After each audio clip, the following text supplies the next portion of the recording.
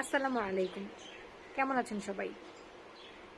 নিজের দুর্বলতা এমন কারোর কাছে প্রকাশ করা উচিত যে এটা নিয়ে কখনো কটাক্ষ করবে না, দুর্বলতাকে সক্ষমতায় পরিণত করে দিবে। নিজের দুঃখ কষ্ট এমন কারোর কাছে প্রকাশ করা উচিত যে দুঃখ কষ্টগুলো বুঝবে এবং সেই দুঃখ কষ্টগুলোকে সুখে রূপান্তর করে দিবে। নিজের অক্ষমতা এমন কারোর কাছে প্রকাশ করা উচিত যে অক্ষমতাকে সক্ষমতায় পরিণত করে দিবে। নিজের ভালো লাগা মন্দ লাগা চাওয়া পাওয়া সব কিছু এমন কারোর কাছে প্রকাশ করা উচিত যে সেগুলো বুঝবে। নিজের সাথে হওয়া অন্যায় অবিচার এমন কারোর কাছে প্রকাশ করা উচিত, এমন কারোর কাছে বিচার চাওয়া উচিত যে সুবিচার করবে।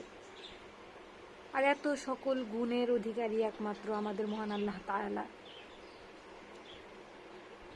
আমরা আসলে ভুলে যাই যে আমাদের আসল অভিযোগের জায়গা কোনটা, আসল চাওয়া পাওয়ার জায়গা কোনটা, আমাদের নিজের জায়গা কোনটা। আমাদের নিজের জায়গা হচ্ছে আমাদের সৃষ্টিকর্তা, যে দুনিয়াতে আমাদেরকে সব থেকে বেশি ভালোবাসে।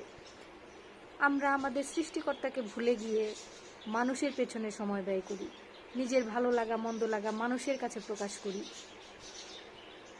যেগুলো দিয়ে পরবর্তীতে ওইসব মানুষ আমাদেরকে আঘাত করে।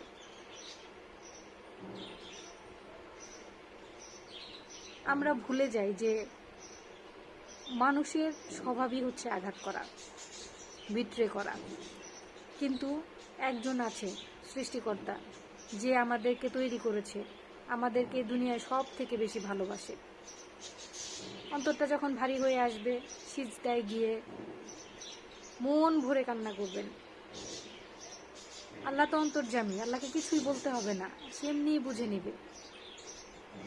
আপনার অন্তরকে প্রশান্ত করে দিবে, আপনার সমস্যার সমাধান করে দিবে।